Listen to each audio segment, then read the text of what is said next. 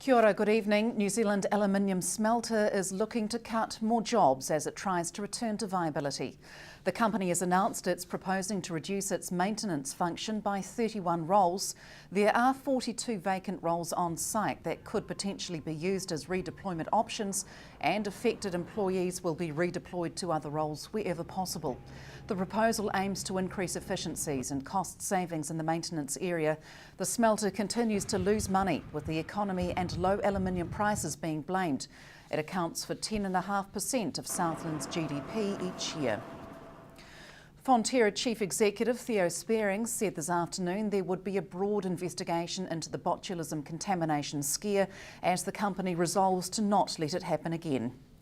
Some baby milk formula products have been pulled from shelves in a number of countries in a bid to contain batches that may be contaminated by whey concentrate supplied by Fonterra. Mr Spearings returned today following 3 days of meetings with Chinese authorities, where he apologised on behalf of Fonterra to government and the people of China for anxiety the contamination scare has caused in recent days.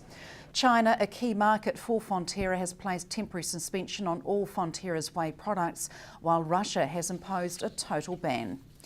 Meanwhile, the effects of the potential botulism scare on other New Zealand food exports to China are yet to be seen, according to Venture Southland CEO Paul Casson. I spoke to him about impacts the contamination fright could have on the rapidly growing Chinese tourism and education industries in the south. I think we need to keep this issue in context of what it is as a food production. It is the potential of botulism. It is not full botulism. It hasn't been proven as yet, and the recall of the products are important. The flow on to tourism, I would say, is a bit hard to define that. Our clean green image is being challenged internationally. There are some writers and editors and journalists out there who are really targeting on New Zealand. In the last 24 hours, saying that we have polluted rivers, we're not as clean and green, and maybe that branding could be hurt. So is it something that perhaps we need to step back from a little bit? Are we being unrealistic at keeping that clean green image? I think the government, I think Tourism New Zealand, and as as the regional tourism operator, we are very proactive in ensuring that we are honest about our promotion. The pure 100% pure is pure adrenaline. It could be pure tourism, and obviously there's some ambiguity there in terms of the perception of 100% pure. But we are still seeing large numbers coming, an increase in tourism, especially from China, especially from the Asia region as well. As far as the demand for consumable products from New Zealand, we export quite a lot too, with meat and New Zealand wines, and as an example, and aquaculture.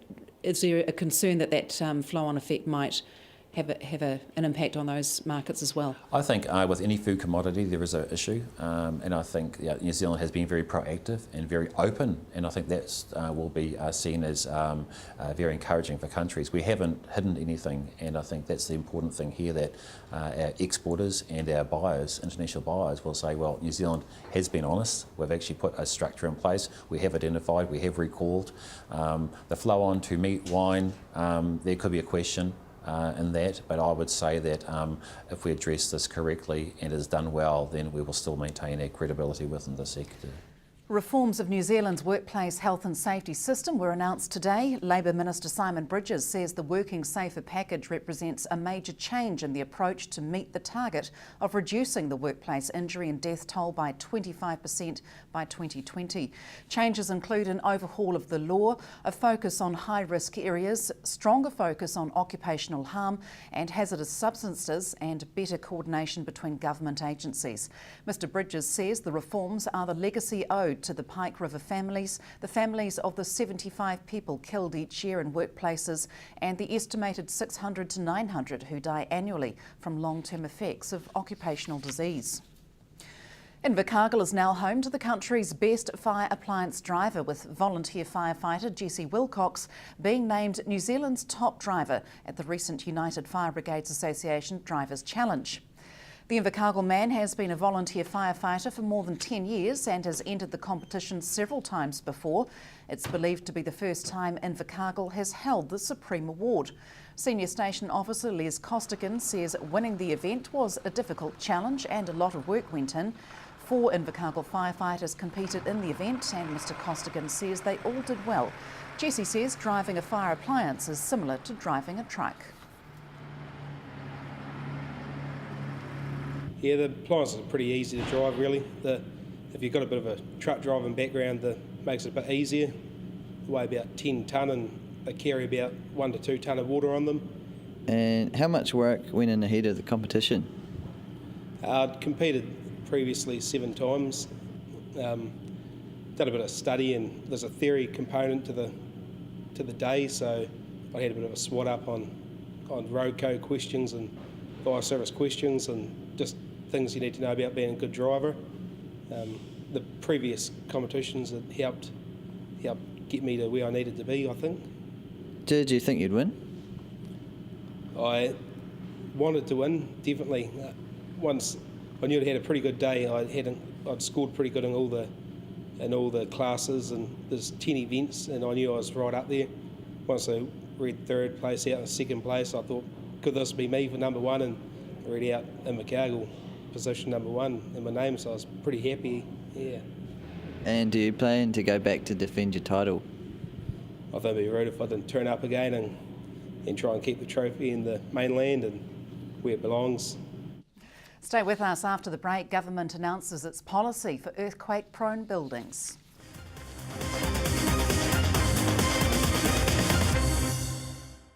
Welcome back. New Zealand's labour market is showing signs of improvement, with employment growing slowly and unemployment down on a year ago, although up slightly since the start of the year. Employment continued to rise in the June quarter, and over the June year, the number of people employed rose 0.7%, according to figures released by Statistics New Zealand today. Industry and Labour Statistics Manager Diane Ramsey says the growth lines up with the moderate economic recovery that's been seen. The seasonally adjusted unemployment rate was 6.4% in the quarter, up from 6.2% in March, although down from 2012's 6.9% average. Government has announced policy to deal with the estimated tens of thousands of earthquake-prone buildings expected to be identified through assessments undertaken by territorial authorities around the country. Local authorities will need to complete seismic assessment of all non-residential as well as multi-unit and multi-storey residential buildings in their area within 5 years of new legislation taking effect. Following assessments, owners will be notified and results recorded in a public register of earthquake-prone buildings. Owners will then have 15 years to carry out strengthening work or have buildings demolished. Heritage buildings and national landmarks will be given a 10-year extension. Buildings will need to be strengthened to 34% of the new building standard. China has imposed restrictions on waste materials it purchases for recycling due to contamination concerns around moisture content and leaching. The green fence policy was implemented in February for a 10-month period so China can clean up the state of plastics, fibre and cardboard imported for recycling. The automatic recycling process methods adopted by United States and other countries have tainted what was considered a valuable secondary resource. As a result, buyers are being sought in Indonesia, Malaysia and India in the hopes of establishing new markets for the grade 3 to 7 plastics currently being stockpiled at Southland Disability Enterprises. So we are still moving product, not as fast as we were this time a year ago.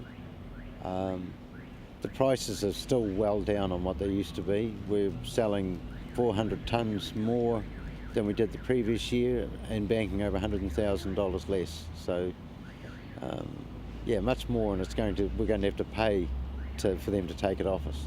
The Far North Council have decided that they're not going to bother collecting it now because they have no option or market to get rid of it. Is that something that would be considered here?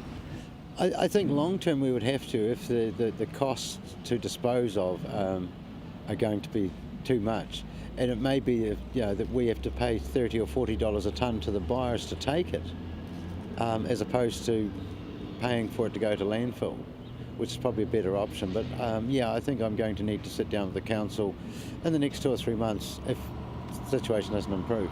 You're also in a bind over some recycled products from the TV recycling campaign. Oh yeah, the EPA, I love them to bits. They're not getting a Christmas card from me.